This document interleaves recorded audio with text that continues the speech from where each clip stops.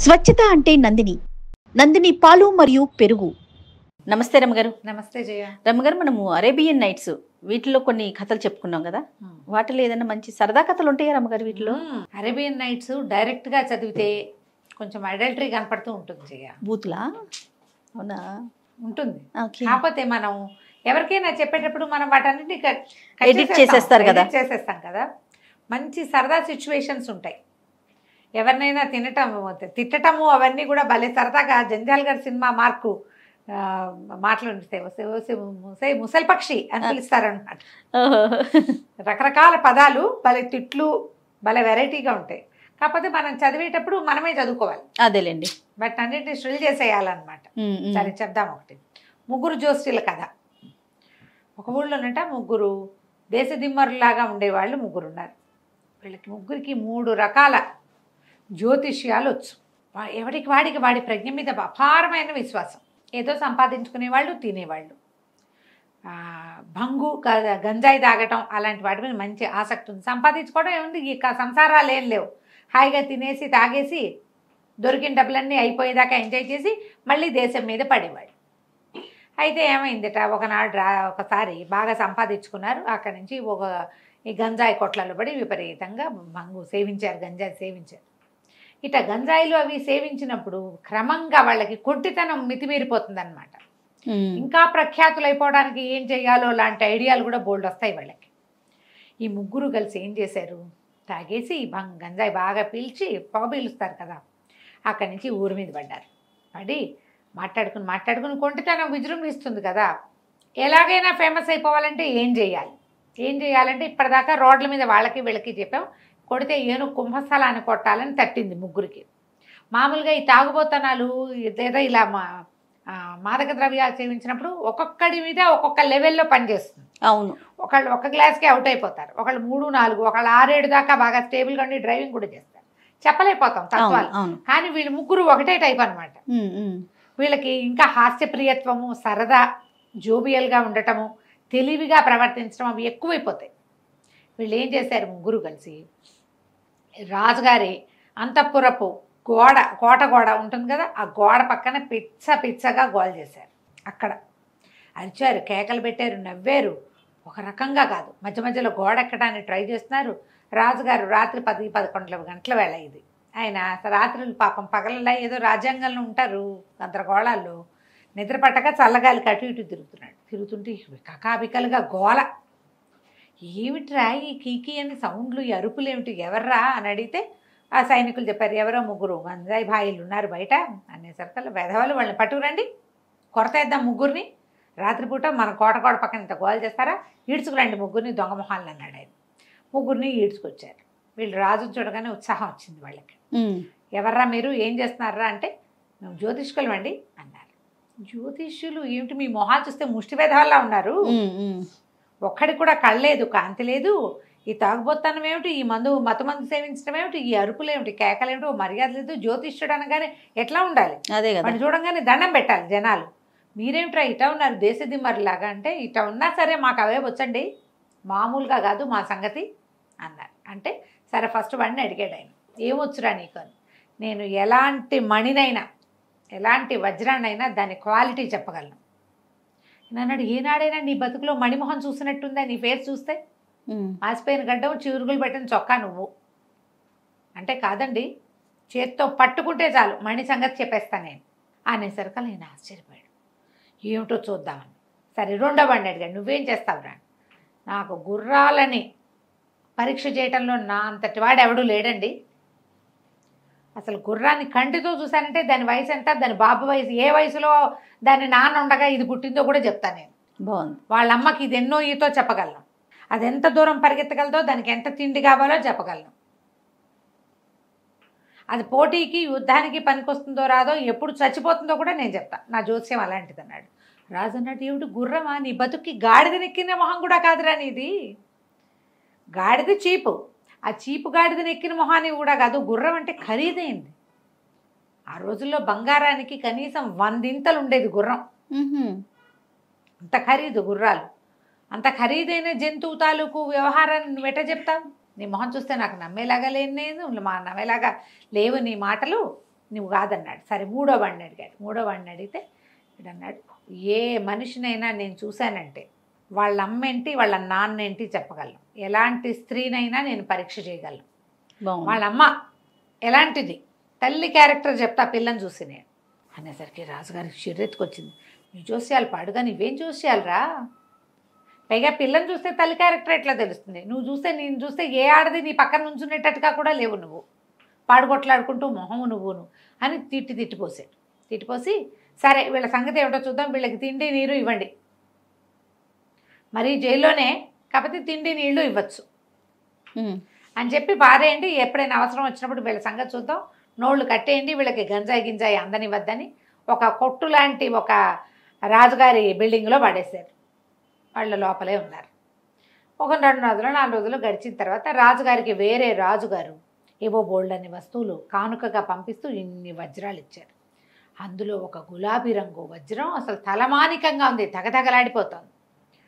సరే ఇవన్నీ వజ్రాలు సామాన్లు ఖరీదులు ఎంత, ఇప్పుడు మన ఇంటి మనకు ఎవరైనా ఒక గిఫ్ట్ ఇచ్చారంటే ఎంత ఖరీదు అనేది ఒక అవగాహనకి తెచ్చుకుంటాం, జనరల్గా ఆలోచిస్తాం.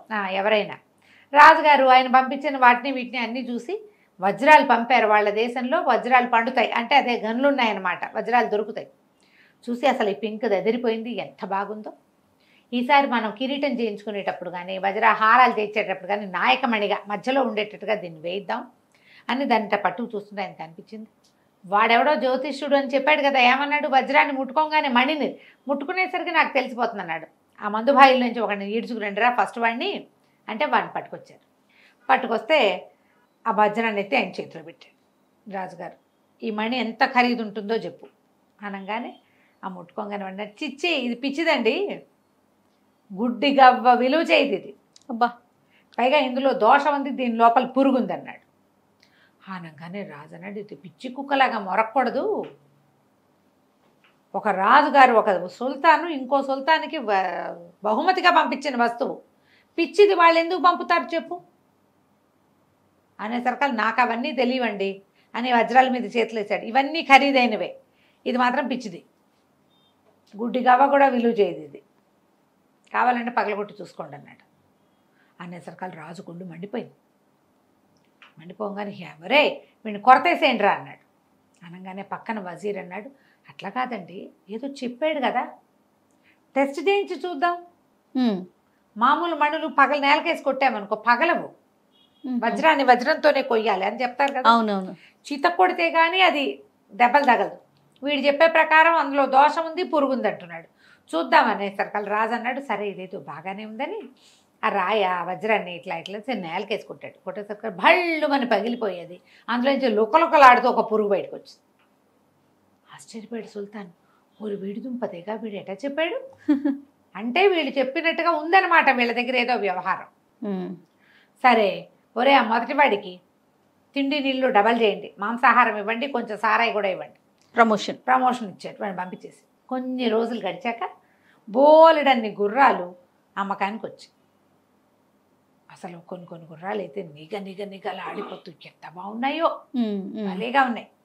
సరే రాజుకి గుర్తొచ్చింది, వాడెవడో త్రాష్ట్రుడిలో ఉన్నవాడు ఒకడిని జైల్లో పెట్టాం, వాడు తోటివాడు ఏదో జోస్యం చెప్పాడు, వీడేం చెప్తాడో చూద్దాం, నా గుర్రాల గురించి బాగా తెలుసు అన్నాడు, పిలవండి అని. గుర్రం అసలు ఎత్తుగా ఉన్న ఒక నల్లటి గుర్రాన్ని సెలెక్ట్ చేశారు. ఎంత ముద్దుగా ఉందంటే అది భలే బాగుంది, దాన్ని అసలు దాని కదలికలు చూస్తుంటేనే గుర్రం ఎక్కి స్వారీ చేసేద్దాం అనిపిస్తాం. అట్లాంటి దాన్ని ఒకదాన్ని సెలెక్ట్ చేసి పక్కన పెట్టుకున్నాడు రాజుగారు. సుల్తాన్ అక్కడి నుంచి జ్యోతిష్యుడిని పిలిచేసరికల్లా బాబు ఈ గుర్రం సంగతి చెప్పన్నారు. ఈ గుర్రాన్ని చూసి అబ్బో భలే జాతైన గుర్రం అండి ఇది చాలా బలమైంది, చాలా క్షమత ఉంది, ఎంత దూరం పరిగెత్తినా పైన కూర్చొని వాడు బగర్చాల్సింది కానీ ఇది బగర్చదు, మంచి జాతి. మరి కాకపోతే ఒకటే లోపం అండి, దీని మిగిలిన వ్యవహారాలన్నీ నేను చెప్పాను కానీ ఇది గుర్రానికి సముద్రపు గేదెకి పుట్టింది అని చెప్పాడు. ఓహో అనేసరికి రాజు తెల్లబడి, నీ దుంపదేగా ఇంత మాట అంటావా, అట్లాంటి దాన్ని అమ్మకానికి తెస్తారా, వీడిని కొరతేసేయండి రా అన్నాడు. ఇట్లా పిచ్చి మాట కదా అది అనేసరికల్లా వజీర్ అన్నాడు, వీడి కొరత కాదండి, మొదటి వాడిది మనం ప్రూవ్ చేసాం, వీడి సంగతి చూద్దామంటే అక్కడి నుంచి ఈ గుర్రాల వర్తకులు ఉంటారు, వర్తకులు ప్రతి గుర్రానికి ఒక లిస్ట్, ఒక విషయం మెయింటైన్ చేస్తారు, ఒక సర్టిఫికేట్ ఉంటుంది. వజ్రాలకు సర్టిఫికెట్లు ఉంటే గుర్రాలు కూడా సర్టిఫై చేస్తారు. అలా ఉంటుంది. మదర్ ఏ జాతికి చెందింది, ఫాదర్ ఏ జాతికి చెందింది, ఎన్నో ఈత, ఫాదర్ వల్ల కలిగిన సంతానంలో ఇదెంత, మదర్ వల్ల కలిగిన సంతానంలో దీని నెంబర్ ఎంత, మదర్ ఏ దేశం ఫాదర్ ఏ దేశం, ఆ క్లారిటీ ఉంటుంది. వాడు ఏం చేశాడు, ఓ బాక్స్ తీసి గుర్రానికి ఓ నెంబర్ ఉంది, ఆ నెంబర్ ప్రకారం చూసి ఇదండి మరి అరేబియన్ గుర్రానికి సముద్రపు గేదెకి పుట్టిందండి అన్నాడు. అందులో ఉంది ఆ కాగితాల్లో. ఆయన ఆశ్చర్యపోయాడు. ఓరిని వీడు ఎట్లా కనిపెట్టాడు, గుర్రాన్ని మనం చూసినా మనకు తెలియలేదు, ఇన్నేళ్ల నుంచి గుర్రాలు తోలుతున్నాం, ఏమిటి వీడికి తెలిసింది, ఎట్లా తెలిసింది అంటే మళ్ళీ వాడిని ఈడ్చుకొచ్చారు. కొరత వేయడానికి లాక్కుపోయారు కదా, ఈడ్చుకొచ్చేసరికి వాళ్ళు వాడిని అడిగాడు, ఎలా తెలిసింది నీకు ఎట్లా తెలుసు అంటే, ఏముందండి దీని గిట్టలు చూడండి, గుర్రపు గిట్టలు కాదు ఇవి, సముద్రపు గేదె గిట్టలు, ఓకే అంచేతే ఇక ఇట్లా అర్థమైంది. మిగిలినంత గుర్రాల్లా ఉంది, ఆ ఒక చోట మాత్రం దాని తల్లి లక్షణాలు దానికి కనపడుతున్నాయి అని చెప్పాడు. రాజు చాలా ఆశ్చర్యపోయాడు. ఊరి వీడి చూసాం, వీడికి ఫుడ్ త్రిబుల్ చేయండి అన్నాడు. వాడు ఎంత అడిగితే అంత పెట్టండి అని పంపేశాడు. ఈ కొన్ని రోజులు గడిచాక రాజుగారికి వీళ్ళిద్దరినీ టెస్ట్ చేసాం, మూడో వాడిని కూడా టెస్ట్ చేయాలని పుట్టింది. రాజుగారికి బహుసుందరీమణులైన భార్యామణులు బోడంతమంది ఉన్నారు. ఓకే. ఆయనకి ఆఖరి భార్య అంటే భలే ముద్దు, ఎంత బాగుంటుందో, కూర్చుని పున్నాగల్లే ఉంటుంది. సరే ఏం చేశాడు, ఆ మూడో వాడిని లాక్కురండి రాని, సరే అంతఃపురంలోకి తీసుకెళ్ళి ఈ కరెక్ట్గా ముసుగేసుకుని కూర్చున్న భార్యను పిలిచి, నీ మొహం చూపించు వీడికి అని చెప్పాడు. చెప్పేసరికి అలా మా పిల్ల చక్కగా ముసుగు తీసి నుంచు, చాలా బాగుంది, సరేనన్నాడు. చెప్పు ఈ అమ్మాయి జాతి అయిందా కాదా అన్నాడు. అనేసరికి క్షమించండి బాబు, మరి నేను చెప్తే మీరేమంటారో, ఈ లక్షణాలు చెప్పు. ఇతను ఏం చెప్పగలడు, తల్లికి ఏదైనా ఇతరత్ర సంబంధాలు ఉన్నాయా కూడా చెప్పగలడు వీడు. నేను చెప్పాడు అట్లా. అయితే అమ్మాయి చాలా అందంగా ఉందండి, మన ఏమనాలి దాన్ని, రాణిగారిని ఏదో అంటారు కదా, పేరు గుర్తురాడు, బేగం గారు, బేగం చాలా అందగత్తే, అసలు ఇటీవల కాలంలో ఇంత అందగత్తైన రాణి లేదు, కాకపోతే ఈవిడ గజియా అనే ఒక సంచార జాతికి చెందిన వ్యభిచారికి పుట్టింది ఈ అమ్మాయి అని చెప్పాడు. వ్యభిచారం చేస్తూ జీవించే స్త్రీ ఈ పిల్ల తల్లి. అనగానే రాజుకి పిచ్చి పిచ్చి కోపం వచ్చేసింది, కత్తే దూసేసాడు. దూసేస్తే ఈ వజీర్ అన్నాడు, అసలు అడగటమే తప్పు, అడిగాక మనం నిజం తెలుసుకోవాలి. ఈ అమ్మాయి తండ్రి మనకు తెలుసు, మనకి దూరపు బంధువు, మన జాతి వాడే, తల్లి సంగతి మనకు తెలీదు, ఆయన మన ఊళ్ళోనే ఉన్నాడు, ముందు ఆయన్ని పిలిపించి అడుగుదాం. అడిగేసరికల్లా సరే ఈ పిల్లనిచ్చిన మావగారు, ఆ మావగారిని పిలిచారు. ఆ పిల్లనిచ్చిన మావగారు ఎవరు, ఈయనకి సుల్తాన్ గారికి ఎక్కడో వేలు విడిచిన బాబాయ్, వాళ్ళు అట్లా చేసుకుంటారు కదా. ఆయన ఈ పిల్లని తెచ్చి ఇక్కడ తీసుకొచ్చి మహాద్భుత సౌందర్యవతి నీకు ఇచ్చి పెళ్లి చేస్తానని పెళ్లి చేశాడు. అడిగేసరికల్లా సరే ఆయన వచ్చి ఏం చెప్పాడు, ఆయన ఈ పిల్ల నా కన్న కూతురు కాదు, నేను ఎడార్ల వెంట చాలా కాలం తిరిగాను, ఎన్నో రకాల బిడార్లతో పాటు తిరిగినప్పుడు ఈ మన ఎడార్లలో గజియా అనేది ఒక సంచార జాతి, అందులో స్త్రీలు ఎడారిలో తిరిగే ప్రయాణికులతోటి వ్యభిచారంలో ఉంటారు, అలా సంపాదించుకుంటారు. ఒక్కసారి నేను ఎడారిలో తిరుగుతున్నప్పుడు ఒక సంచార జాతి వాళ్ళు తారసపడ్డారు, నేను కొంతకాలం ఉన్నా అక్కడ. అప్పట్లో ఏంటంటే ప్రయాణాలు ఎక్కడ పడితే అక్కడ ఆగిపోయేవాళ్ళు, అక్కడ వాళ్ళకి తిండి నీళ్లు తిప్పలు చూడడానికి లేదా ఈ రకరకాల వ్యవహారాలకి మనుషులు దొరికేవాళ్ళు, వాళ్ళు అక్కడే ఉంటారు, ఈ వ్యాపారులు వెళ్ళిపోయేవాళ్ళు. అయితే ఒకసారి నేను తిరిగి వస్తూ ఉంటే ఈ గజా జాతికి చెందిన సంచార స్త్రీలంతా వెళ్ళిపోయారు. ఒక ఖర్జూరపు చెట్టు కింద ఒక చిన్న 5 ఏళ్ల పిల్ల దొరికింది నాకు. ఆ స్త్రీలలో ఎవతో ఒకటి ఈ పిల్ల తల్లి. ఆడపిల్లలు పుడితే పిల్లల్ని పెంచుకుని మళ్ళీ పిల్లల్ని అదే వృత్తిలో దించుతారు వాళ్ళు. అయితే నేను ఆ బిడారు మొత్తం వెళ్ళిపోయింది. మా బిడారులో కూడా మా ఎద్దుకి కాలు విరగటం వల్ల నేను కొంతసేపు ఆగిపోయాను, ఎద్దు కాదు ఒంటకి. దాంతో ఏం చేశాను, చూసేసరికి అలా పిల్ల మాత్రం మహాముచ్చటగా ఖర్జూర పండల్లే ఉందని రాస్తాడు కథలో. పిల్ల అందంగా ఉందని నేను ఎత్తుకొచ్చేసాను, నేనే పెంచుకున్నాను. 5 ఏళ్ల పిల్లని తెచ్చా, దానికి 17 ఏళ్ళు వచ్చాక నీకు ఇచ్చి పెళ్లి చేశాను. దీనికి నేను తండ్రిని గాను, తల్లి ఎవరో నాకు తెలీదు, నాకు ఆ సంచార జాతి స్త్రీలు ఉండే చోటే దొరికింది అనగానే రాజుగారు హతాశుడైపోయాడు. అలాంటి వాళ్ళని ఇంట్లో ఉంచుకోకూడదు, పరుగు పోతుంది. పైగా ఈ అబ్బాయి ఏమిటి, తన బాబాయ్ వేలు విడిచిన బాబాయ్ కూతురని నమ్ముతున్నాడు ఇప్పుడు. దాకా అయితే ఇలా కూడా ఉంచుకోవచ్చు, ఆవిడని రాణిగా బేగంగా ఆవిడని చేసి మలకాయాలిగా చేయడానికి వీలు లేదు. అలా చేయకూడదు, మామూలుగా తమతో ఉంచుకోవచ్చు. రాజు విపరీతంగా ఆశ్చర్యపోయాడు. వీడిని అడిగాడు, నీకు ఎట్లా తెలిసింది అంటే అప్పుడు అతను ఏం చెప్పంటే, మొహం చూపించారు కదా మీరు, ఆ గజియా జాతి సంచార జాతి వాళ్ళకి ఐబ్రోస్ కలిసి ఉంటాయి. తర్వాత ఇలాంటి నల్లటి కనుపాపలు మన ఏరియాలో ఉండవు, మనమంతా వేరే రంగులో ఉంటాయి కళ్ళు. ఆ డార్క్ ఐస్, రెప్పలు, ఇవి కనుబొమ్మలు కలిసి ఉండటం గజియా వాళ్ళ ప్రత్యేకత, వాళ్ళ సౌందర్యం అదే. ఈ పిల్లకి ఈ లక్షణం ఉంది, అందుకని నేను చెప్పగలిగాను అన్నాడు. రాజు పరమాశ్చర్యపోయి, జోస్యాల్లో ఇలాంటివి కూడా ఉన్నాయని వీళ్ళ ముగ్గురికి బోల్డ్ డబ్బులు ఇచ్చి, మీరు అక్కడ ఇక్కడ ఉండద్దు, నా దగ్గరే ఉండండి, నాకు వజ్రాలు చూడాలి, గుర్రాలు చూడాలి, స్త్రీలను కూడా చూడాలి అని చెప్పి ఎక్కువ జీతాలతోటి వాళ్ళని తన దగ్గరే ఉంచుకున్నాడు. కథ కంచికి మనం ఇంటికి. బాగుంది. నమస్తే. నమస్తే.